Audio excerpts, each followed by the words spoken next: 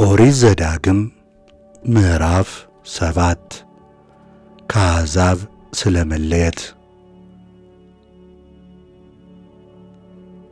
አምላክህ እግዚአብሔር ልትወርሳት ወደምትገባባት ምድር ባመጣ ጊዜ ከፊትም ብዙና ታላላቅ አሕዛብን ካንተ የበለጡትን የበረቱትንም ሰባቱን አሕዛብ ቄጤናውያን፣ ጌርጌሴናውያን፣ አሞሬናውያን፣ ከነዓናውያን፣ ፌርዜዮናውያን፣ ኤዊዮናውያንን፣ ኢያቡሳውያንን ባወጣ ጊዜ አምላክህ እግዚአብሔርም በእጅ አሳልፎ በሰጣቸውና በመታሃቸው ጊዜ ፈጽመህ አጥፋቸው።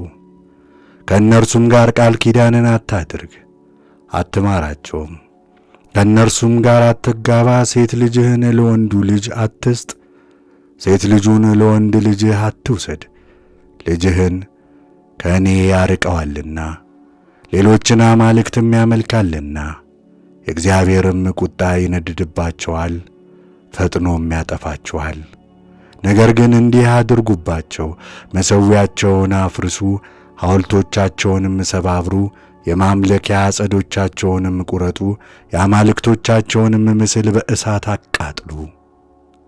ለአምላክህ ለእግዚአብሔር አንተ ቅዱስ ሕዝብ ነህና በምድር ፊት ከሚኖሩ አሕዛብ ሁሉ ይልቅ ለእርሱ ለራሱ ሕዝብ ትሆንለት ዘንድ አምላክ እግዚአብሔር መርጦሃልና።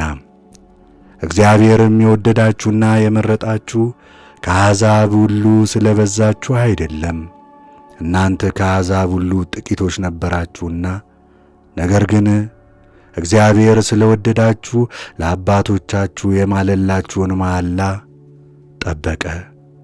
ስለዚህ እግዚአብሔር በጽኑ እጅ በተዘረጋችም ክንድ አወጣችሁ፣ ከባርነትም ቤት ከግብፅ ንጉሥ ከፈርዖን እጅ አዳናችሁ።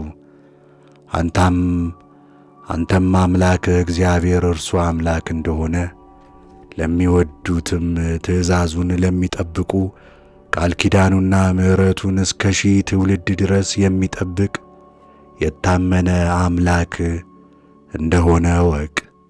የሚጠሉትን ለማጥፋት በፊታቸው ብድራት ይመልስባቸዋል። ለሚጠላው አይዘገይም፣ ነገር ግን በፊቱ ብድራትን ይመልስበታል። እንግዲህ ታደርጓት ዘንድ እኔ ዛሬ ለእናንተ የማዛትን ትእዛዝ፣ ሥርዓት፣ ፍርድንም ጠብቁ። ለእግዚአብሔር መታዘዝ የሚያስገኘው በረከት። እንዲህም ይሆናል፣ ይህችን ፍርድ ሰምታችሁ ብትጠብቋት ብታደርጓት፣ አምላካችሁ እግዚአብሔር ለአባቶቻችሁ የማለውን ቃል ኪዳንና ምሕረት ለእናንተ ይጠብቅላችኋል። ይወድድህማል፣ ይባርክህማል፣ ያባዛህማል። ይሰጥህም ዘንድ ለአባቶች በማለላቸው ምድር የሆድህን ፍሬ፣ የመሬትህንም ፍሬ፣ እህልህን፣ ወይንህን፣ ዘይትህንም፣ ከብትህንም ብዛት፣ የበግህንም መጋ ይባርክልሃል። ከአሕዛብም ሁሉ ይልቅ የተባረክ ትሆናለህ። ከሴቶችህ መካን አትኖርም፣ ልጆች የሌሏት አገልጋይም አትኖርም። ከከብትህም መካን አይኖርም። በግብፃውያን ላይ ሲመጣ ያየኸውን ክፉ ሕማምና ደዌ ሁሉ እግዚአብሔር ካንተ ያርቅልሃል። ያየኸውንም መከራ ሁሉ ወደ አንተ አያመጣውም፣ ካንተም በሚጠሉ ሁሉ ላይ ይመልሰዋል።